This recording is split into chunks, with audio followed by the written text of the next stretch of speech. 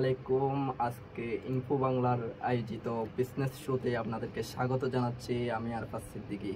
আজকে আমাদের অনুষ্ঠানে আমন্ত্রণ জানিয়েছি বিশিষ্ট লেখক, বিশিষ্ট ব্যাংকার ও লেখক কলামিস্ট রিফাত মাহমুদ সাকিব। আমরা সরাসরি ওনার কাছে চলে যাব। রিফাত ভাই, কেমন আছেন? জি আলহামদুলিল্লাহ ভালো আছি, আপনি ভালো আছেন? জি আলহামদুলিল্লাহ ভালো আছি। রিফাত ভাই, আমরা আজকের অনুষ্ঠানটা কিন্তু খুবই অল্প সময়ের মধ্যে শেষ করব। আমাদের অনেকগুলো প্রশ্ন কিন্তু একসাথে করব, আমরা আপনার থেকে উত্তর দিতে হবে ইনশাআল্লাহ। রিফাত ভাই, আপনি যেহেতু আপনি তো গতানুগতিক দ্বারার বাইরেও বই লিখেন, আমরা জানি যে 21শে বই মেলাতেও আপনার অনেকগুলো, প্রায় 3টি বই বের হয়েছে। যেহেতু আপনি গতানুগতিক ধারার বাইরে গিয়ে একটু ভিন্ন ধারার বই লিখেন, সেহেতু জানতে চাচ্ছি আপনার বইয়ের টার্গেট বা পাঠক কারা? আচ্ছা, ধন্যবাদ আপনাকে প্রশ্ন করার জন্য। সেটা হচ্ছে যে আপনি আগে বলেছেন যে আপনার অনুষ্ঠানটি খুবই শর্ট ভার্সনে হচ্ছে, তো আমিও খুব দ্রুত প্রশ্নগুলো উত্তর দিয়ে যাব সংক্ষেপে। তো হ্যাঁ, এবার 21শে বইমেলায় আমার 3টা বই বের হয়েছিল একই সাথে, এরপরে আরও 2টো বের হয়। তো আমার আসলে বইয়ের লেখার ইয়াগুলো হচ্ছে, স্টাইলগুলো হচ্ছে গবেষণামূলক, মানে গতানুগতিক গল্প উপন্যাস যেগুলো হয় আর কি, সেরকম না। গবেষণামূলক বই লিখতে আমি পছন্দ করি। আচ্ছা, এখন আপনি প্রশ্ন করেছিলেন যে আমার টার্গেট পাঠক কারা বা টার্গেট গ্রুপ কারা। আমি আসলে যেহেতু গবেষণামূলক লেখা লিখি, তো আমার টার্গেট থাকে হচ্ছে মানে সব আমার কিন্তু সব ইয়েগুলো কিন্তু ইংলিশ ভার্সনে করা। দ্যাট মিনস হচ্ছে যে সারা ওয়ার্ল্ড ওয়াইড যেন এই বইগুলো যেন মানুষ যেন পড়তে পারে, এখান থেকে থিওরিগুলো নিয়ে যেন যদি কোনো কাজে লাগানো যায় তাহলে এখান থেকে তারা নিয়ে যেন কাজে লাগাতে পারে। তো সেই লক্ষ্যেই আসলে গবেষণামূলক আর্টিকেলসে আমি বইগুলোই লিখেছি। সাধারণত আমার টার্গেট গ্রুপ হচ্ছে দেশের সামগ্রিক উন্নয়ন, অর্থাৎ যারা এই সমস্ত জিনিসগুলো নিয়ে কাজ করবে। যেমন আমি ব্যাংকিং নিয়ে লিখেছি, সেখানে ব্যাংকার যারা আছে তারা এখান থেকে কিছু জিনিস নিয়ে যদি কাজে লাগাতে পারে তাহলে সেটা নিয়ে করবে, কারণ আমার বেশ কিছুদিন ব্যাংকিংয়ের একটা এক্সপিরিয়েন্স আছে। তারপরে হচ্ছে আমি ফাইন্যান্স নিয়ে লিখেছি, তারপরে হচ্ছে ফরেন রিজার্ভ কিভাবে স্টেবল করা যায় বাংলাদেশে, কারণ আপনি জানেন যে এখন বাংলাদেশে ফরেন কারেন্সির কিন্তু বেশ ক্রাইসিস যাচ্ছে। তো সেগুলো যখন কিছুদিন আগেও আরও বেশি ছিল, তো তখনই তো আমার বইটা রিলিজ হয়েছিল। তো এই সমস্ত জিনিস নিয়ে লিখেছি। তারপর হচ্ছে ইকোনমিক্যাল সেক্টরগুলোকে কীভাবে বুস্ট আপ করা যায়, অর্থাৎ ইন্ডাস্ট্রিয়াল সেক্টরটাকে কীভাবে আরও বুস্ট আপ করা যায়। তারপর হচ্ছে এন্টারপ্রেনারদেরকে কীভাবে নতুন এন্টারপ্রেনার ক্রিয়েট করা যায় দেশে, এর পরিবেশ কীভাবে ক্রিয়েট করে দেশে নতুন উদ্যোক্তাদের সংখ্যা বাড়ানো যায়। এই সমস্ত জিনিসগুলো কিন্তু প্রাধান্য পেয়েছে, সামনেও কিন্তু পাবে নতুন নতুন আরও এরকম কিছু জিনিস নিয়ে। তো আমার আসলে টার্গেট গ্রুপ তারাই যারা হচ্ছে ডেভেলপমেন্টে বিশ্বাসী, যারা ডেভেলপ হতে চায়, সেটা দেশ হোক, প্রতিষ্ঠান হোক, ব্যক্তি হোক, উন্নয়ন নিয়ে মূলত আমার গবেষণা। আচ্ছা আচ্ছা, এবং এর উদ্দেশ্য আসলে কি হতে পারে? আমি ওই যে বললাম, যেহেতু উন্নয়ন, তো আমি চাই যে দারিদ্র এবং ক্ষুধামুক্ত একটা পৃথিবী। আমি শুধু দেশের মধ্যেই থাকবো না, পৃথিবী। আর আমি আগেও বেশ কিছু অনুষ্ঠানে বলেছিলাম, কয়েকটা জায়গার প্রোগ্রামে বলেছিলাম যে আমার বইগুলো কিন্তু ইংলিশ লেখা, এবং এমনভাবে বইগুলোকে আমি মানটাকে ঠিক রাখার চেষ্টা করছি, যাতে আগে কি হতো, আমাদের বইগুলো, এই ধরনের বইগুলোকে আমাদেরকে বাইরে থেকে ইম্পোর্ট করে আনতে হতো। আমি চাচ্ছি যে বাংলাদেশ থেকে বই যেন এক্সপোর্ট করা হয়, বাংলাদেশের রাইটারদের বই যেন এক্সপোর্ট হয়। আমার বই কিন্তু কিছুদিন আগে অ্যামাজনে সেল হয়েছিল, এখন আছে কিনা আমি জানি না।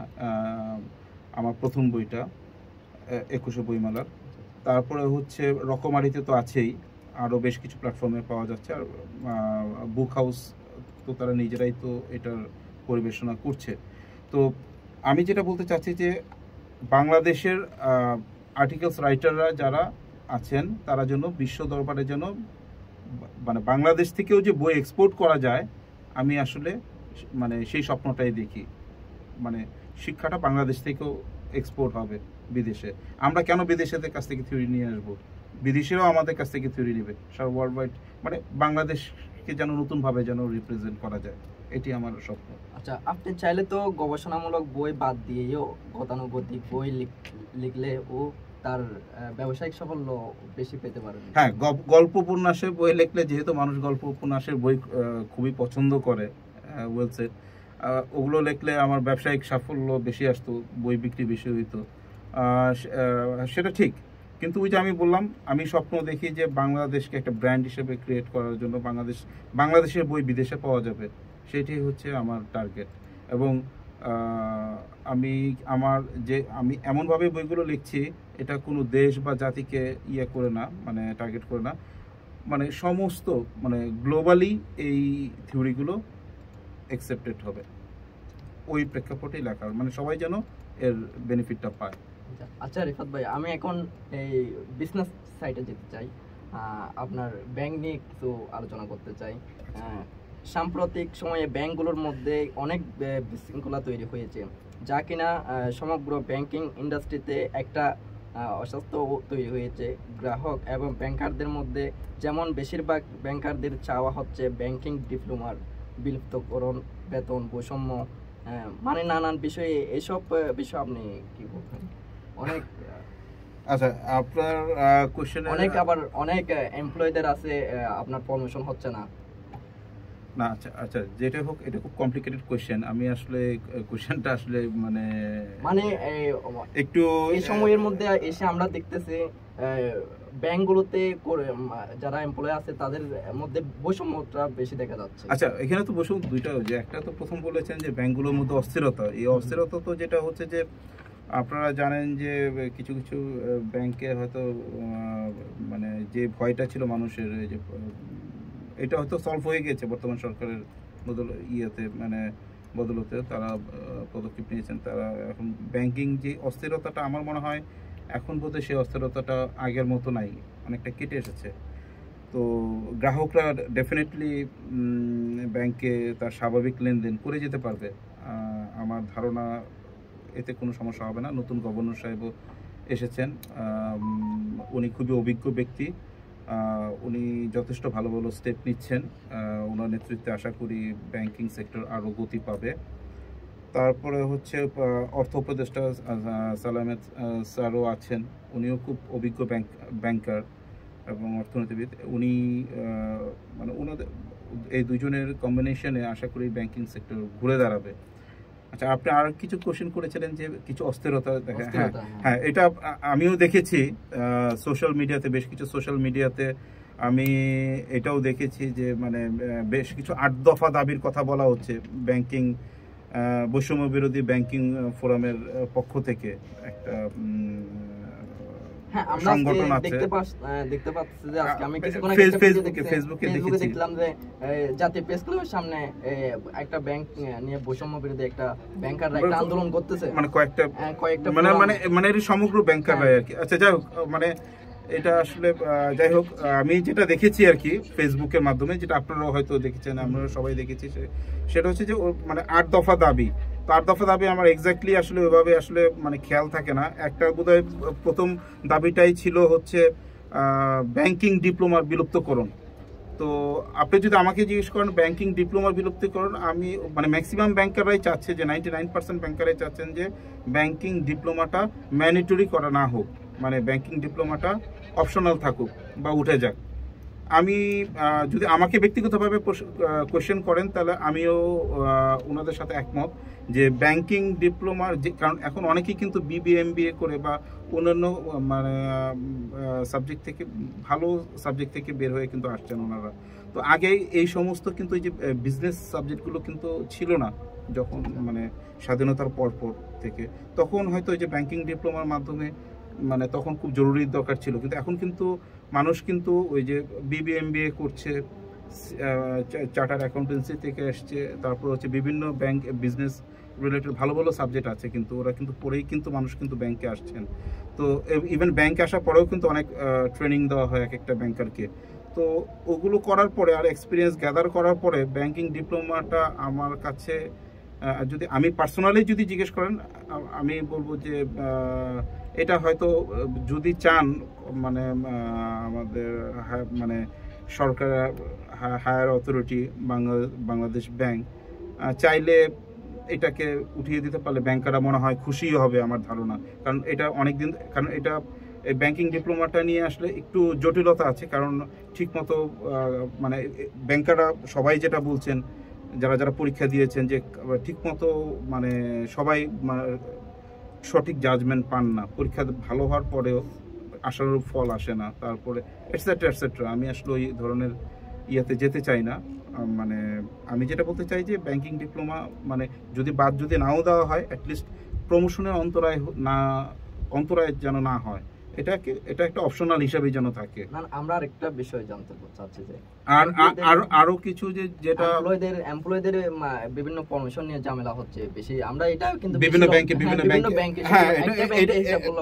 বিভিন্ন ব্যাংকে কি এমপ্লয়ীদের প্রমোশন নিয়ে কি ঝামেলা হচ্ছে, তারা প্রমোশন পাওয়ার যোগ্য হয়ে কিন্তু প্রমোশন পাচ্ছে না। আচ্ছা, এইটা কি মানে দর্শকদের উদ্দেশ্যে আচ্ছা, এইটা হচ্ছে যে এটা মানে ইয়াতে ইদানিকাল ফেসবুকে বিভিন্ন গ্রুপ তৈরি হয়েছে, বিভিন্নভাবে দেখতে পাচ্ছি যে এগুলো নিয়ে ইয়েও হচ্ছে।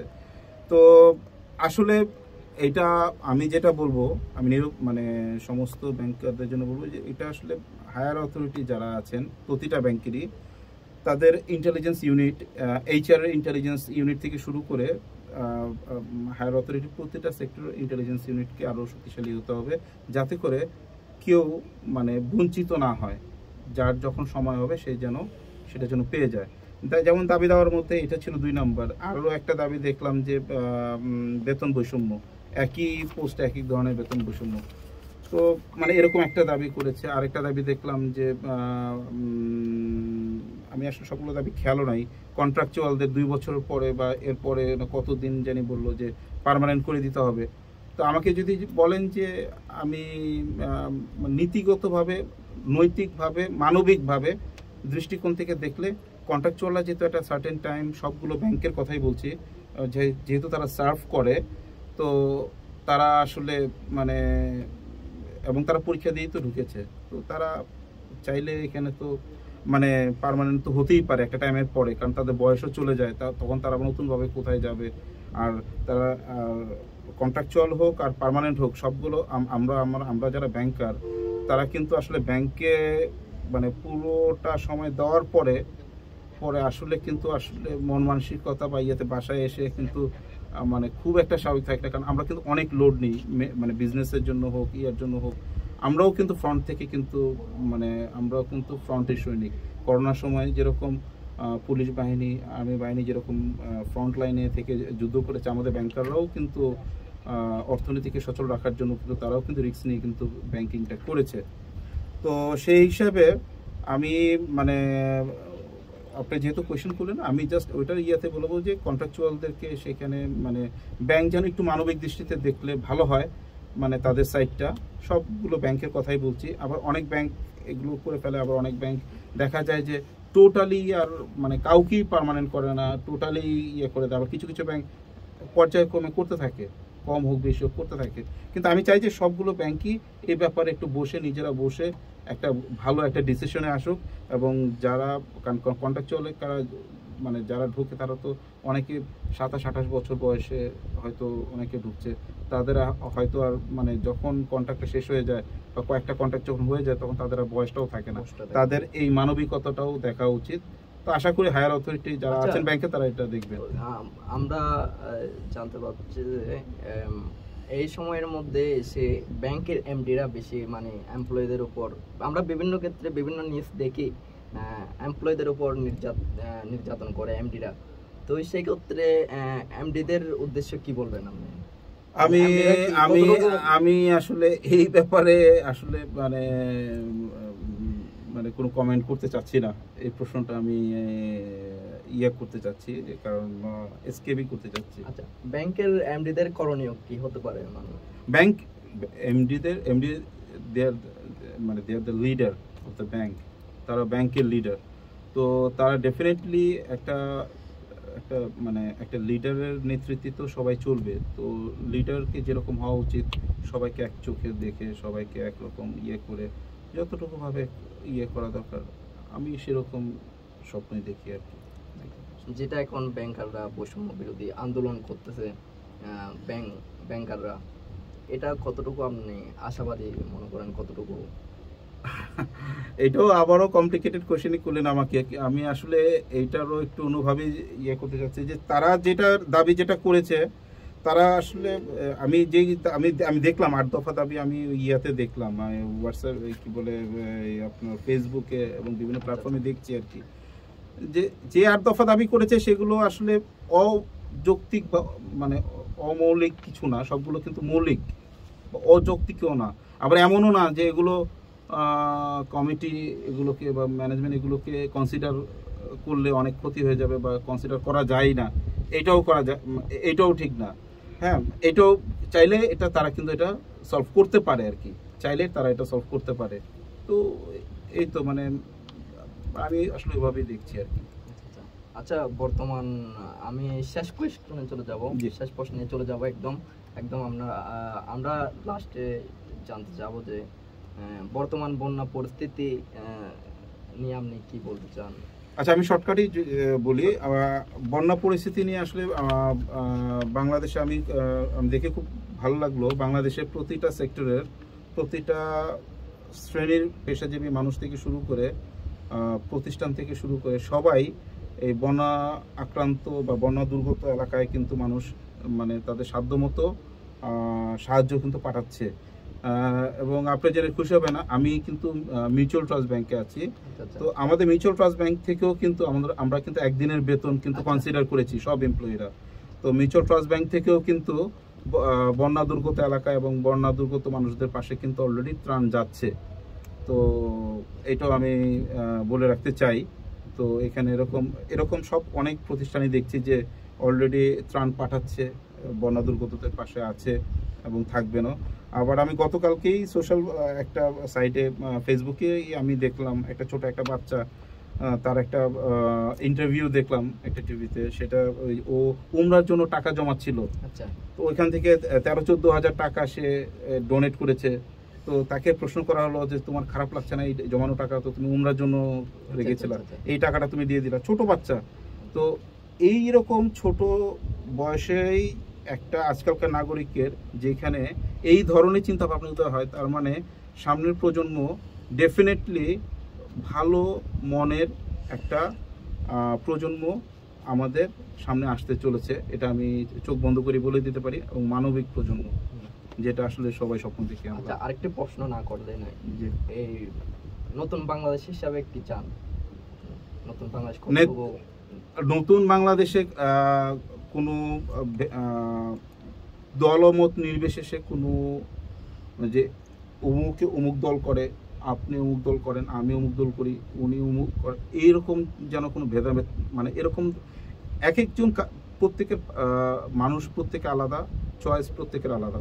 আপনি হয়তো আপনার যে কালার পছন্দ, আমার হয়তো সেই কালার পছন্দ না, প্রত্যেকের আলাদা আলাদাভাবে দল পছন্দ হতেই পারে, কিন্তু সেটা যেন মারামারি পর্যায়ে বাড়াবাড়ি পর্যায়ে না গিয়ে সবাই যেন সবাইকে যেন মানে সবাই যেন সবার প্রতি যেন ধৈর্য দেখায়, মানে মারামারি হানাহানি ধর্মীয় বৈষম্য বা মানে এরকম ধরনের বাংলাদেশ আমি দেখতে চাই না। আমি মানে একদম মানে এমন একটা বাংলাদেশ দেখতে চাই যেখানে কোনো মারামারি হানাহানি কিছুই থাকবে না, যেখানে মানুষের নৈতিকতা অনেক উপরে থাকবে, শিক্ষকদের কে গায়ে হাত উঠবে না, মানে মুদ্রা কথা হচ্ছে নীতির উপরে সর্বোচ্চ নীতির অধিকারী হবে এই বাঙালি সমাজ, এবং এই সরকারের কাছেও অনেক কিছু প্রত্যাশা করি, আশা করছি। এবং উপদেষ্টা মণ্ডলীতে যারা আছেন তারা সবাই যোগ্যতা সম্পন্ন লোকজন আছেন, ইনশাল্লাহ ভালো কিছু হয়তো তারা দেশকে দিবেন। এই তো। আর বন্যায় অলরেডি তারা নতুন এসে একটা বড় একটা ডিজাস্টারের মধ্যে পড়েছেন, তো সবাই জনগণও যথেষ্ট পরিমাণ তাদের জায়গাগুলো থেকে হেল্প করছে, তো দেখা যাক কি হয় আর কি। এই তো। রিফাত ভাই, আজকে আমাদের অনুষ্ঠানে আপনি আসার জন্য বা আমাদের সাথে কথা বলার জন্য আপনাকে ধন্যবাদ। আমাদেরও কোনো পরবর্তী অনুষ্ঠানে হয়তো আবার আপনার সাথে আবার যে দেখা হবে। অবশ্যই। তো লাস্ট দর্শকদের উদ্দেশ্য বলবো, দর্শক আপনাদের সাথে পরবর্তী কোনো পর্বে হয়তো আপনাদের সাথে দেখা হবে। আজকের মতো সমাপ্ত করছি। আসসালামু আলাইকুম।